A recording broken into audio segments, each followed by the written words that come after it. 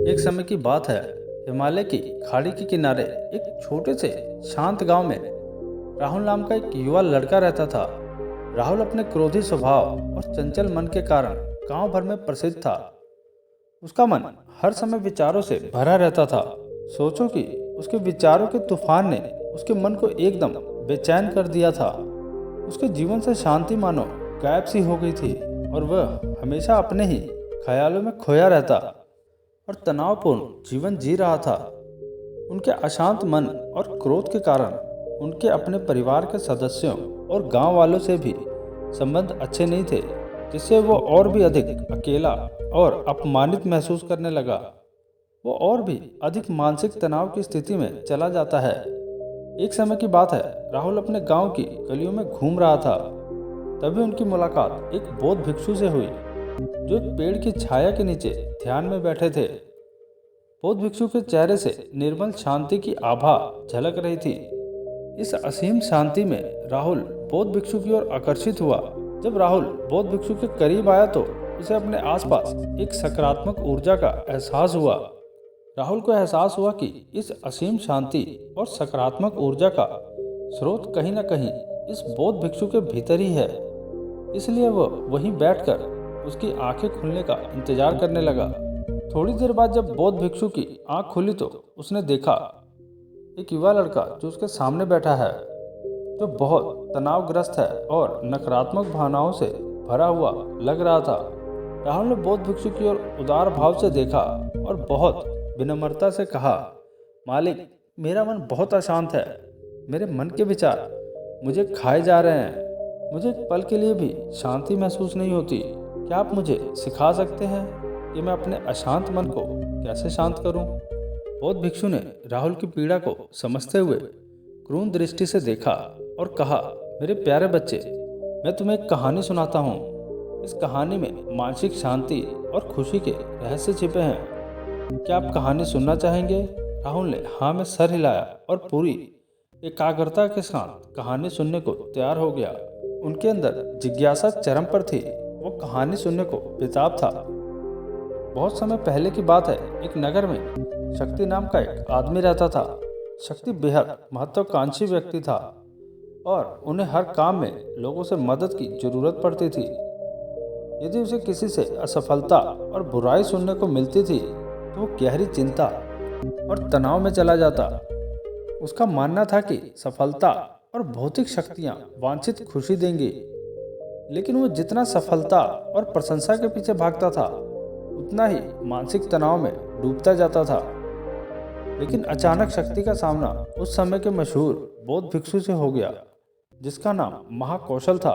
महाकौशल अपने शिष्यों को ध्यान की शक्ति देते थे और वह स्वयं एक बहुत ही ध्यानमग्न और प्रबुद्ध व्यक्ति थे। महाकौशल की अद्भुत एकाग्रता से प्रभावित शक्ति ने उनसे अपने भटकते मन को शांत करने का उपाय जानना चाहा। शक्ति ने कहा, महंत, मैं हमेशा सफलता के पीछे भागता हूँ और लगातार अधिक हासिल करने की कोशिश करता रहता हूँ। फिर भी मुझे कोई क्षणिक संतुष्टि या असंतुष्टि नहीं मिलती। इस निरंतर बेचैनी के बीच में शांति कैसे पा सकता हूँ? बौद्ध भिक्षु ने क्रूर दृष्टि से उसकी ओर देखा और उत्तर दिया, आपका मन एक अशांत नदी की तरह है जो हमेशा बहती रहती है। आप कभी भी शांत नहीं रह सकते। इसलिए इस अशांत मन को शांत करने के लिए आपको अपने विचारों को बिना किसी रुकावट के जाने देने की कला सीखनी होगी। शक्ति को आश्चर्य हुआ और उसने पूछा कि मैं अपने विचारों को कैसे जाने दूं? आखिर मैं भी तो अपनी इच्छाओं और महत्वाकांक्षाओं से बंधा हूँ। ये सुनकर बौद्ध भिक्षु मुस्कुरा दिए। बौद्ध भिक्षु ने कहा, कल्पना करें कि आपके हाथ में पानी का एक गिलास है। अब आप इसे जितनी देर तक पकड़ के रखेंगे ये उतना ही भारी होता जाएगा, और अगर आप इसे काफ़ी देर तक पकड़े रहेंगे तो आपके हाथ में दर्द होने लगेगा। लेकिन अगर आप उस पकड़ को ढीला कर दें और छोड़ दें तो आपका बोझ खत्म हो जाएगा। राहुल ने पूरी कहानी और उसका संदेश ध्यानपूर्वक सुना। वो समझ गया कि अपने विचारों और इच्छाओं से चिपके रहने से उनका बोझ बढ़ जाता है और अंदर ही अंदर अशांति पैदा कर देता है। अब राहुल को कहानी का अंत सुनने की बहुत प्रतीक्षा थी। ये कहकर बौद्ध भिक्षु ने कहानी जारी रखी। एक बौद्ध भिक्षु की बात मानकर शक्ति ने विचारों को त्यागने का अभ्यास शुरू कर दिया। वो बिना किसी पूर्व निर्णय के अपने विचारों और भावनाओं को आते और जाते देखता था। अब उसने विचारों को पकड़ना बंद कर दिया था। विचार उठते थे और अपने आप चले जाते थे। धीरे धीरे उसे यह एहसास होने लगा कि उसकी इच्छा और भावना ही सभी दुखों का कारण है। जैसे जैसे शक्ति ध्यान में गहरे उतरता गया, उन्होंने पाया कि वर्तमान में जीना ही आंतरिक शांति का एकमात्र स्रोत है। वो जीवन को वर्तमान में स्थापित करके अपने मन की निरंतर बकवास से छुटकारा पा सकता था। धीरे धीरे शक्ति का मन एक शांत झील की तरह हो गया, जो बाहरी दुनिया को अपने अंदर प्रतिबिंबित करती है। उन्होंने जीवन की सादगी में संतोष को अधिक महत्व दिया और भौतिक संपत्ति के प्रति अपना लगाव छोड़ दिया।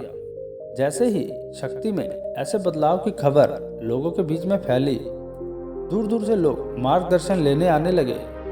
लोगों को विचारों को मुक्त करने की कला सीखना और उन्हें अपने भीतर शांति खोजने के लिए मार्गदर्शन कराना वो लोगों के बीच शांति और ज्ञान का प्रतीक बन गया। शक्ति और साधु की कहानी समाप्त कर महाकौशल बौद्ध भिक्षु कुछ देर के लिए चुप हो गए, ताकि इस कहानी का अर्थ राहुल के मन में अच्छी तरह बैठ जाए। राहुल ने बौद्ध भिक्षु की ओर देखा तो उनकी आंखों में एक नई समझ दिखाई दे रही थी। राहुल ने धीरे से कहा, मुझे इस कहानी में ज्ञान दिखता है, लेकिन मैं इसे अपने जीवन में कैसे लागू करूं? मैं अपने अशांत मन को कैसे शांत कर सकता हूं? राहुल के इस सवाल पर बौद्ध भिक्षु गर्मजोशी से मुस्कुराते हैं और फिर कहते हैं, अशांत मन को शांत करने का अभ्यास आत्म जागरूकता से ही शुरू होता है। अपने भीतर उठने वाले विचारों का निरीक्षण करने के लिए प्रतिदिन कुछ समय निकालें। उन भावनाओं पर ध्यान दें जो आपके मन में आती हैं और देखें कि वे कैसे आती हैं और आकाश में गुजरते बादलों की तरह चले जाएं। राहुल ने आंखें बंद कर ली और बौद्ध भिक्षु के कहे अनुसार अपने विचारों का अवलोकन करने लगे। जैसे ही उसने अपने भीतर उठने वाले विचारों पर ध्यान देना शुरू किया, उसे इसका एहसास हुआ। उसे अपने अंदर चिंता और इच्छाओं की एक निरंतर धारा बहती हुई महसूस हुई। सिर्फ एक एहसान नहीं, उसे एक अद्भुत शांति का एहसास कराया। उन्हें यह भी एहसास हुआ कि ये सभी विचारों और भावनाओं से अलग है। बौद्ध भिक्षु ने आगे कहा कि जैसे शक्ति ने खुद को सभी मोह माया से अलग कर लिया, वैसे ही अपने मन को अशांतकारी विचारों और भावनाओं से मुक्त करने का अभ्यास विकसित करो।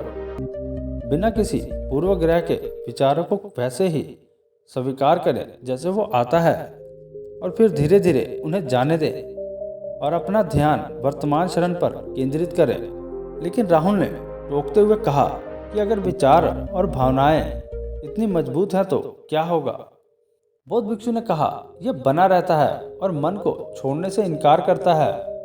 बौद्ध भिक्षु ने राहुल की बात से सहमति जताते हुए सिर हिलाया और कहा, ऐसे कई मौके आएंगे जब आपके मन में सवालों का बवंडर चल रहा होगा, जब आपका दिमाग आपकी बात नहीं सुनेगा। तो ऐसे में आपको अपने सांसों की ताकत पर विश्वास करना होगा। एक बार फिर भिक्षु ने राहुल से कहा, अपनी आंखें बंद करो और अपनी सांसों पर ध्यान केंद्रित करने के लिए अपने पेट को ऊपर उठाता हुआ और मथता हुआ महसूस करें। बौद्ध भिक्षु ने बताया, जब भी आपका मन अशांत हो तो तुरंत अपनी सांसों पर लौट आए। सांस की वाद्य गति आपको तुरंत वर्तमान के चरणों में वापस खींच लेगी और आपको शांति का अनुभव कराएगी। एक बौद्ध भिक्षु के निर्देश अनुसार आने और जाने वाली सांसों पर ध्यान केंद्रित करने का प्रयास करें। इस छोटे से व्यायाम से उन्हें मानसिक शांति का अनुभव हुआ।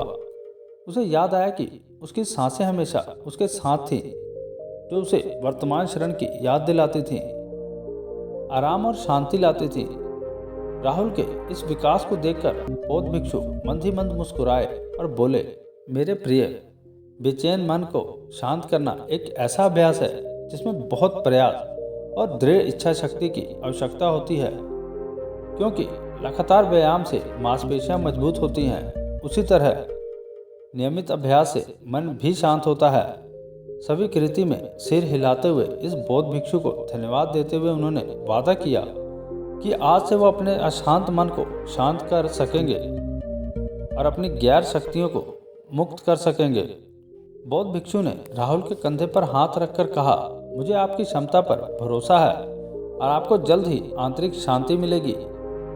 लेकिन याद रहे कि यह आसान नहीं होगा, लेकिन अगर आप दृढ़ इच्छा शक्ति और खुले दिल से प्रयास करेंगे तो आप निश्चित रूप से वो शांति पा लेंगे जो आपके अंदर है। उस दिन से राहुल अपने अशांत मन को शांत करने का प्रयास करने लगा और हर दिन ध्यान करने के लिए एक अलग समय निर्धारित किया। उसने अपने मन में उठने वाले विचारों को बिना किसी रोक टोक के जाने दिया और अपनी सांसों के जरिए खुद को वर्तमान में बनाए रखने की कोशिश की। समय के साथ अभ्यास करते हुए राहुल को अपने अंदर शांति का अनुभव हुआ। जैसे जैसे समय बीतता गया, राहुल को ज्ञान और शांति का स्रोत कहा जाने लगा।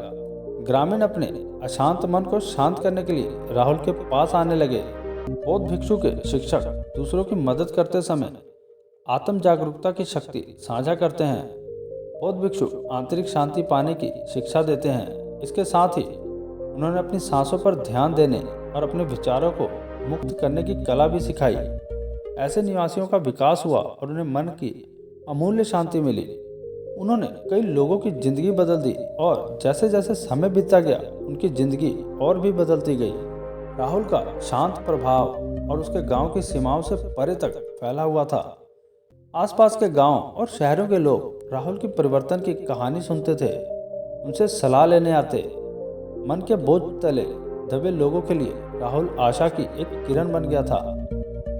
राहुल की शिक्षाएं केवल ध्यान और प्रवचन तक ही सीमित नहीं थीं, बल्कि वो रोजमर्रा के काम जागरूकता के साथ करने पर ज़्यादा जोर देते थे। वो लोगों को अपनी भावनाओं के प्रति जागरूक रहने की याद दिलाते थे। तो दोस्तों, इस बात पर ध्यान दें कि आप दिन भर में क्या क्या करते हैं और अपने आसपास होने वाली घटनाओं पर आप कैसे प्रतिक्रिया करते हैं। हर काम पूरी जागरूकता के साथ करें। जब आप खाएं तो प्रत्येक टुकड़े का स्वाद का आनंद लें। जब आप सूरज की रोशनी के सामने खड़े होते हैं तो उसकी गर्मी महसूस करें। लोग क्या कहते हैं उसे ध्यान से सुनें और समझें। छोटे छोटे बदलाव से ही लोगों के जीवन में चमत्कारी परिवर्तन आते हैं। राहुल की शिक्षाओं से लोगों ने सीखा कि जीवन का आनंद वर्तमान में जीने में है। तो दोस्तों, एक कहानी का अंत है। मुझे आशा है कि आपको ये कहानी पसंद आई होगी। अगर इस कहानी से आपको कुछ सीखने को मिला है तो हमें नीचे कमेंट बॉक्स में ज़रूर बताएं और हमारे इस वीडियो को लाइक करके हमारे इस चैनल को सब्सक्राइब जरूर करें, ताकि ऐसी और मोटिवेशनल वीडियो आपको मिलती रहे। तो मिलते हैं अगली नेक्स्ट वीडियो में। धन्यवाद।